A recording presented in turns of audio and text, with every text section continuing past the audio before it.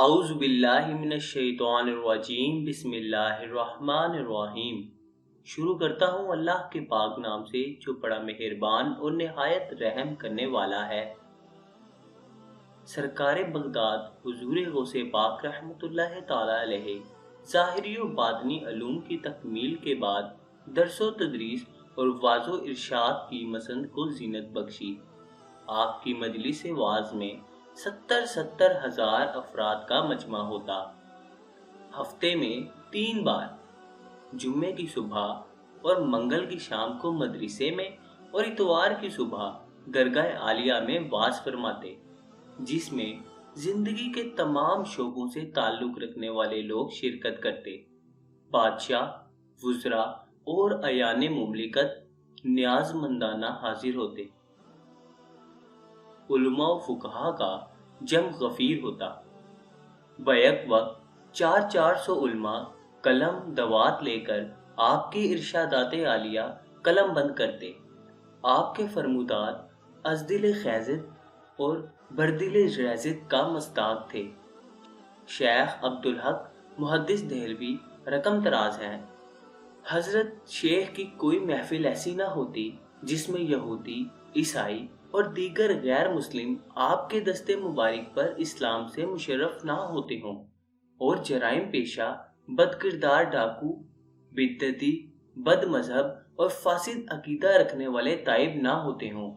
آپ کے مواعظ حسنہ، قضاء و قدر، توکل، عمل صالح، تقوی و طہارت، جہاد، توبہ، استغفار، اخلاص، خوف و رجا، شکر، تواضع، صدق و راستی، زہد و استغنا، صبر و رضا، مجاہدہ، اتباع شریعت کی تعلیمات اور عمل بالمعروف اور نہی عن المنکر کے آئینہ دار ہوتے۔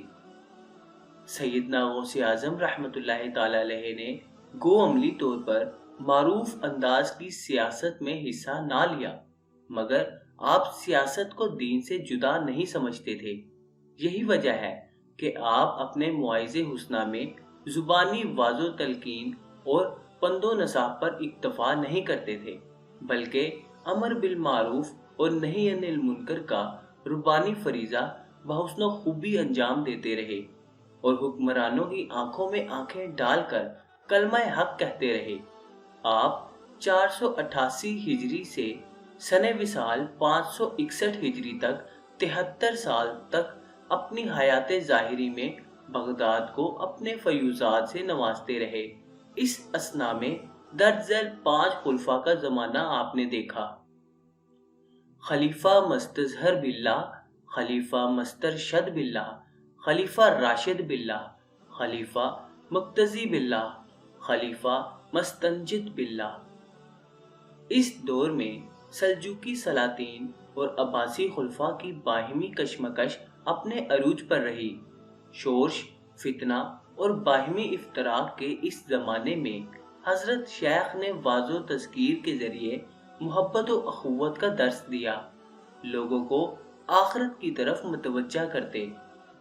حب جاہ و مال و دنیا کی تحقیر و تذلیل، نفاق، ریاکاری، بغض و کینہ کی مذمت اور عقیدہ آخرت، دنیا کی بے ثباتی، ایمان پر پختگی اور اخلاق کامل کی اہمیت پر زور دیتے۔ آپ حکام وقت کے متعلق پرواہ نہ کرتے اور نہ کبھی ان کے دروازے پر جاتے۔ آپ حکمرانوں کے دروازے میں بیٹھنے کو فقراء کے لیے اللہ کی طرف سے بہت جلد ملنے والی سزا اور گرفت قرار دیتے۔ آپ سلاطین وقت اور حکام کی مصاحبت اختیار کرنے والے سرکاری درباری علماء و مشائخ کی بے حد مذمت فرماتے۔ ایک موقع پر آپ اس طبقے سے یوں مخاطب ہوئے: اے علم و عمل میں خیانت کرنے والوں، تمہیں ان حکام و سلاطین سے کیا نسبت؟ اے اللہ اور اس کے رسول صلی اللہ علیہ وآلہ وسلم کے دشمنوں، اے بندگان خدا کے حقوق غصب کرنے والوں، تم کھلے ظلم اور کھلے نفاق میں مبتلا ہو۔ اے عالموں، اے زاہدوں، بادشاہوں اور سرداروں کے لیے کب تک منافق بن کر ان سے دنیا کا مال و متاع اور اس کی شہوات و لذات لیتے رہو گے؟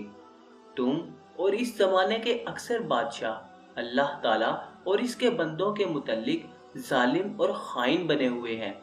اے اللہ، منافقوں کی شوکت توڑ دے، ان کو ذلیل فرما، توبہ کی توفیق دے، ان ظالموں کا قلعہ کما فرما اور ان کی اصلاح فرما، یا زمین کو ان سے پاک کر دے۔ عمرہ اور حکام وقت کے بارے میں آپ رحمت اللہ تعالی علیہ کا رویہ نہایت محتاط تھا۔ شیخ ابو عبداللہ محمد بن خضر حسینی موصلہ رحمت اللہ تعالی علیہ بیان کرتے ہیں، میں 13 سال حضور غوث پاک رحمت اللہ تعالی علیہ کی خدمت میں حاضر رہا۔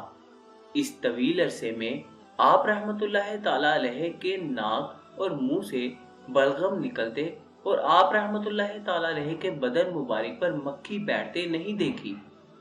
آپ رحمت اللہ تعالی علیہ نہ تو کبھی کسی دنیا دار کے استقبال میں کھڑے ہوئے، نہ کسی حاکم کے دروازے پر گئے، نہ کبھی کسی حاکم کی مسند پر بیٹھے، اور نہ ان کے دسترخوان سے کچھ کھایا۔ آپ رحمت اللہ تعالی علیہ اسے گناہ تصور کرتے۔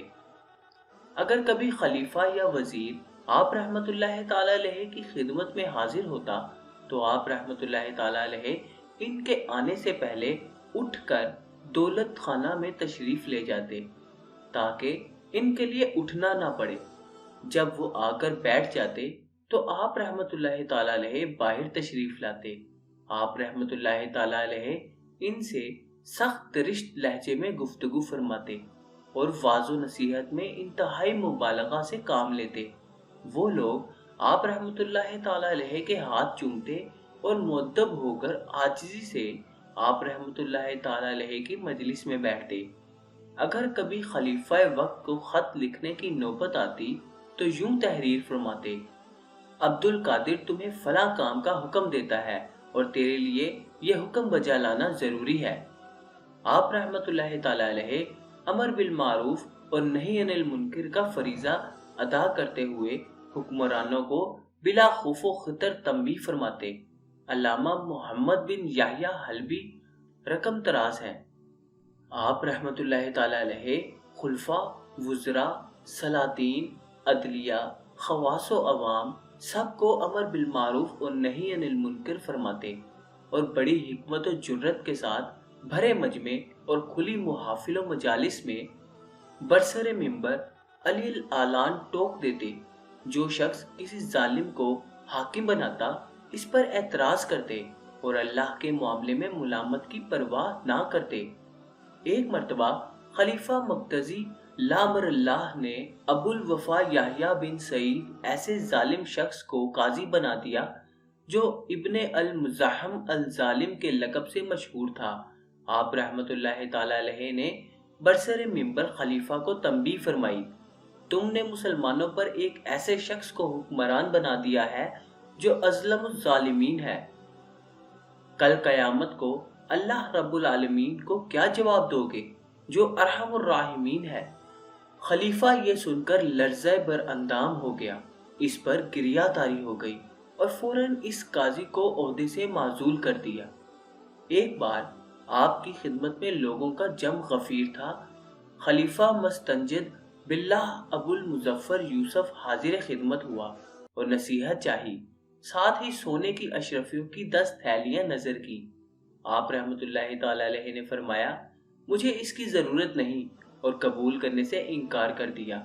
خلیفہ کے بے حد اصرار پر آپ نے 2 تھیلیاں اٹھا کر ان کو نچوڑا تو تازہ خون ٹپکنے لگا۔ آپ نے فرمایا: ابو المظفر، تمہیں اللہ سے شرم نہیں آتی؟ لوگوں کا خون جمع کر کے میرے پاس لے آئے ہو۔ یہ منظر دیکھ کر خلیفہ بے ہوش ہو گیا۔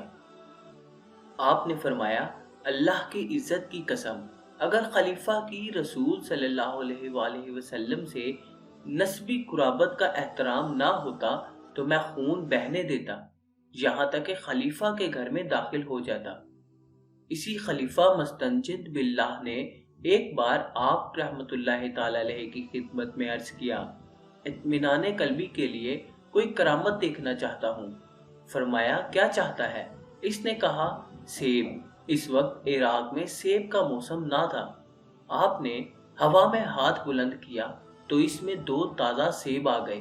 آپ نے ایک مستنجد کو دیا اور دوسرا خود کاٹا، جو نہایت خوشبودار نکلا۔ جبکہ مستنجد باللہ نے سیب چیرا تو اس میں سے کیڑا نکلا۔ اس نے پوچھا، اس کی وجہ کیا ہے؟ فرمایا، اے ابو المظفر، اس کو ظلم کا ہاتھ لگا تو اس میں کیڑے پڑ گئے۔ مصنف کتاب نے فرمایا کہ آپ کی پوری زندگی اپنے جد کریم علیہ الصلوۃ والتسلیم کے فرمان علم پڑھو اور پڑھاؤ سے عبارت تھی۔ تصوف و ولایت کے مرتبہ عظمیٰ پر فائز ہونے اور خلق خدا کی اصلاح و تربیت کی مشغولیت کے باوصف درس و تدریس اور کار رفتہ سے پہلو تہی نہ کی۔ آپ نے مذہب اہل سنت و جماعت کی نصرت و حمایت میں تقریر کے علاوہ درس و تدریس اور تصنیف و تالیف سے بھی کام لیا۔ آپ 13 مختلف علوم کا درس دیتے اور اس کے لیے باقاعدہ ٹائم ٹیبل مقرر تھا۔ اگلے اور پچھلے پہر تفسیر، حدیث، فقہ، مذاہب اربع، اصول اور نحو کے اسباق ہوتے۔ ظہر کے بعد تجوید و قرأت کے ساتھ قرآن کریم کی تعلیم ہوتی۔ سامعین محترم، آج کی ویڈیو یہیں تک۔ امید ہے کہ آپ کو آج کا یہ قصہ پسند آیا ہوگا۔ دوستو، اگر آپ کو آج کی ویڈیو پسند آئی تو ویڈیو کو اپنے دوستوں کے ساتھ حلقہ احباب میں لازمی شیئر کریں تاکہ ان کے بھی نالج میں اضافہ ہو سکے۔ اب آپ سے ملاقات ہوگی انشاءاللہ تعالی اگلی نئی ویڈیو میں۔ تب تک کے لیے اپنا خیال رکھیے گا۔ اللہ حافظ۔